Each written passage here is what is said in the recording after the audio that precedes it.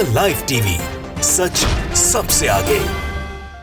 नमस्कार, मैं आदिल खान, आप देख रहे हैं एलटीवी न्यूज़। अगर आप मुसलमान हैं, आप टोपी लगाते हैं, आपकी दाढ़ी है और आपका उर्दू नाम है, तो फिर आप कभी भी पकड़े जा सकते हैं, आतंकवादी घोषित किए जा सकते हैं, आपको जेल में 10, 12, 13, 14, 20 साल सड़ाया जा सकता है और उसके बाद एक दिन कहा जा सकता है कि आप बेगुनाह हैं, आपको बाइज्जत बरी किया जाता है, आपके खिलाफ सबूत नहीं मिले। ये कहानी एक बार नहीं, दो बार नहीं, 1000 बार दोहराई जा चुकी है हिंदुस्तान में। भारत का मुसलमान इसी वजह से तो अपने देश की हुकूमतों से सवाल पूछता है और नाराज भी रहता है। वो ये कहता है कि मेरे साथ ये दोहरा नजरिया क्यों है? सिर्फ मुझे ही आतंकवादी होने के ठप्पे के साथ क्यों गिरफ्तार किया जाता है? बड़ी बड़ी हेडलाइंस चलाई जाती हैं कि पकड़ लिए गए आतंकवादी इस घटना को अंजाम देने वाले थे, इतना गोला बारूद मिला, ये प्लान थे, इनसे तार जुड़े थे, ये था मॉड्यूल। अरे लानत हो तुम सब पर मीडिया वालों। जब ये मुसलमान बाइज्जत बरी होते हैं तब आप खबर नहीं दिखाते।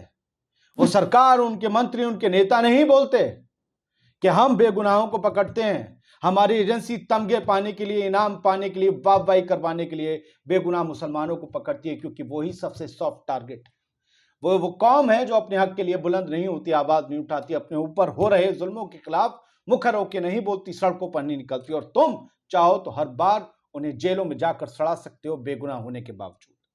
ताजा खबर यह है कि फैजान नाम के ट्विटर यूजर ने एक खबर शेयर की है और वो खबर सिर्फ मकतूब मीडिया में है।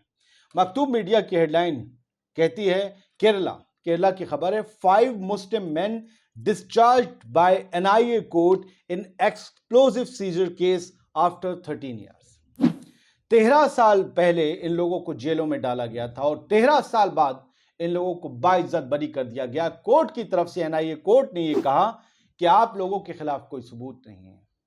आप लोगों के जो इनके खिलाफ केस लड़ रहा था पक्ष, उसको कहा गया, उसके वकील को, कि जो गोला बारूद पुलिस ने या NIA ने दिखाया उसके साथ इनका कोई रिश्ता नहीं था कि इन्होंने खरीदा, ये कहीं ले जा रहे थे। आप साबित नहीं कर पाए, बस एक तरफ एक्सप्लोजिव रख दिया, एक तरफ इन्हें खड़ा कर दिया, बताया ये दोनों के बीच जो है मिलन चल रहा था, यही दोनों साथ में थे, दोस्ती साथ में रह रही थी, लेकिन आपने साबित नहीं कर पाए कि ये इनका माल है।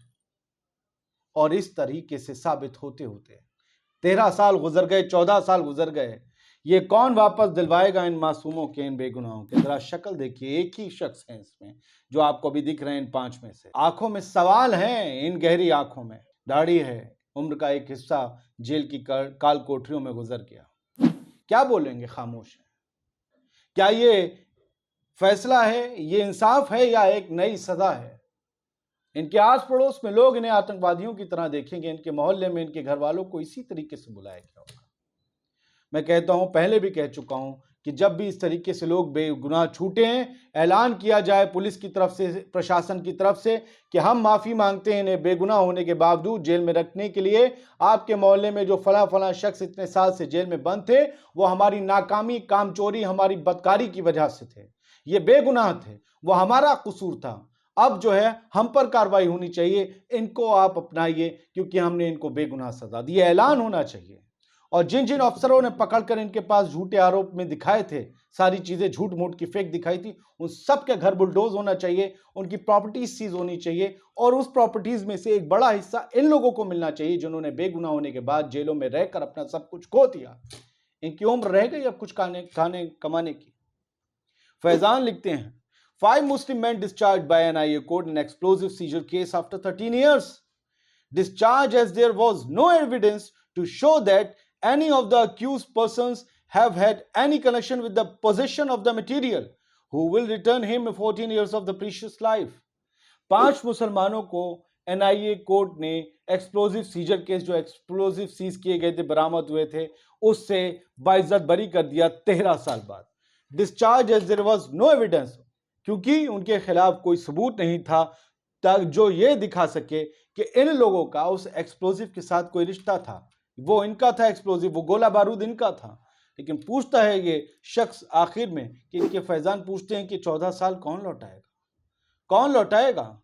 इसके अलावा फैजान ने एक और ट्वीट किया और उससे इसे मिला लीजिए, if rape victim is Muslim women then rapist can be release by saying good behaviour. संस्कारी बिल्किस बानो के मामले में है ये ट्वीट कि अगर रेप विक्टिम एक मुसलमान है तो उसके रेपिस्ट को यह कहकर छोड़ दिया जाएगा कि उनका आचरण अच्छा है, वो संस्कारी है, ब्राह्मण है?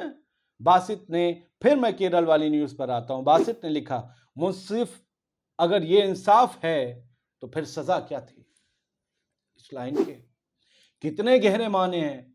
पूछ रहा है कि मुंसिफ ए जज, अगर ये इंसाफ है इनको रिलीज करना तो फिर सजा क्या थी?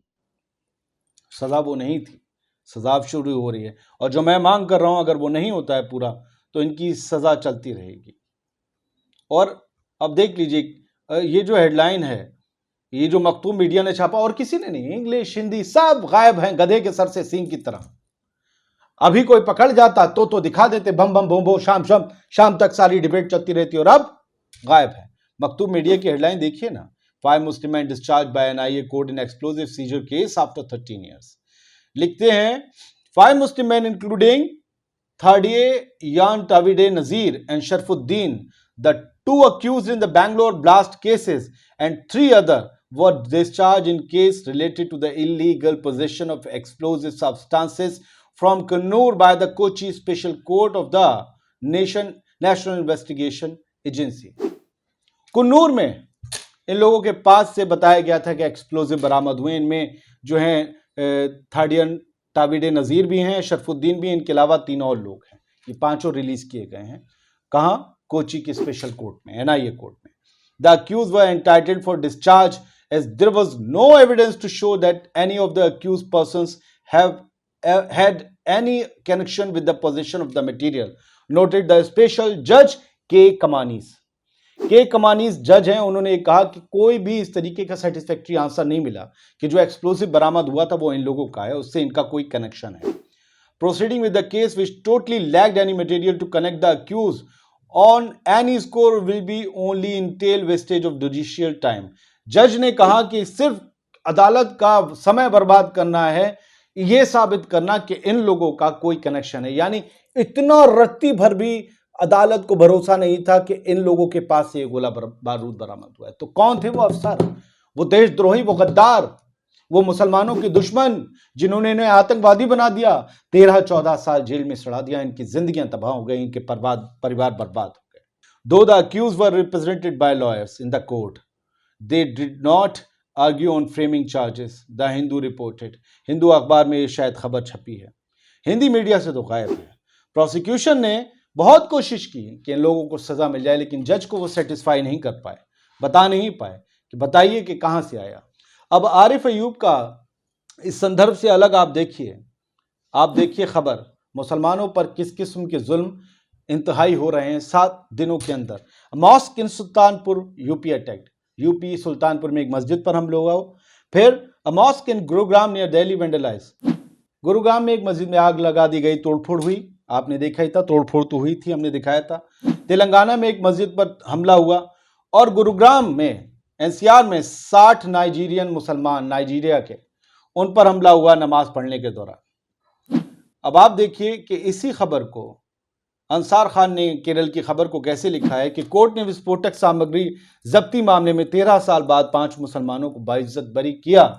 केरल में तो हमेशा से सेकुलर सरकार रही है ना, सरकार सेकुलर हो या दक्षिणपंथी हो, हमेशा मुसलमान निशाना होते हैं, सबसे सॉफ्ट टारगेट। इसलिए बच्चों, मुसलमानों, आपसे कह रहा हूं, पढ़ो लिखो, वकील बनो, अपने बीच से अपने केस लड़ने वाले निकालो।